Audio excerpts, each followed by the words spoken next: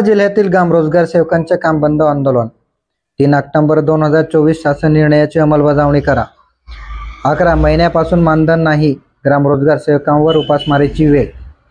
शासनाने पुढाकार घेत रोजगार सेवकांच्या हितासाठी 3 ऑक्टोबर 2024 रोजी शासन परिपत्रक काढत दरमहा 8,000 रुपये मानधन, प्रवास भत्ता आणि डेटा पॅकसाठी 2,000 रुपये असे एकूण 10,000 रुपये देण्याचे ठरविले।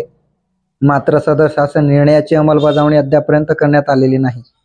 अखेर नंदुरबार जिल्ह्यातील ग्राम रोजगार सेवकांनी काम बंद आंदोलनाचा इशारा देत निवेदनाद्वारे मागणी केली असून जोपर्यंत आमच्या मागण्या पूर्ण होत नाही तोपर्यंत कोणत्याही प्रकारचा रोजगार हमीचे काम करणार नाही, असा निर्धार ग्राम रोजगार सेवक संघटनेकडून घेण्यात आला।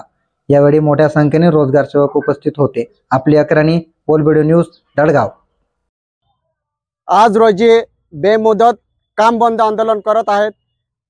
आज विविध शासनामार्फत ज्या रोजगार हमी मधले जेवढेही वैयक्तिक सिंचन विहीर असतील, घरकुल असतील, सार्वजनिक रस्ते असतील, वैयक्तिक फळबाग असतील, वैयक्तिक बांबू लागवड असतील, सार्वजनिक बांबू लागवड असतील, या मोठ्या मोठ्या योजना महाराष्ट्र शासनामार्फत राबवल्या जात असून आज रोजी आम्ही 3 ऑक्टोबर 2024च्या GR नुसार आम्हाला वैयक्तिक खात्यात मानधन अजूनपर्यंत आम्हाला 1 वर्ष संपून गेलं असून आज रोजी आम्हाला वैयक्तिक मानधनाचाही अंमलबजावणी झाली नाही आणि आम्हाला मानधन सुद्धा देण्यात आलेलं नाही।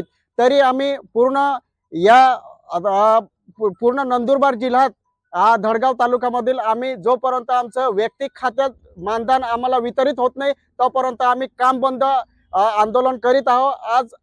आज रोजी पासून घरकुल असतील, वैयक्तिक सिंचन विहीर असतील किंवा रस्ते असतील, आम्ही बांबू लागवड असतील, आम्ही एकही मास्टर काढणार नाहीत आणि एकही मास्टर फीड करणार नाही जोपर्यंत आम्ही 3 ऑक्टोबर जो शासन निर्णय आहे दरमहा 8,000 आणि भत्ता जो 2,000 आहे जोपर्यंत आमचा वैयक्तिक खात्यावरती वर्ग होत नाही तोपर्यंत आम्ही बेमुदत आंदोलन करू आणि यापुढे आमचं काम किंवा वैयक्तिक खात्यावरती आमचा वर्ग झाला नाही तर पूर्ण महाराष्ट्रभर आम्ही बेमुदत आंदोलन करू आणि ग्राम रोजगार सेवकांचा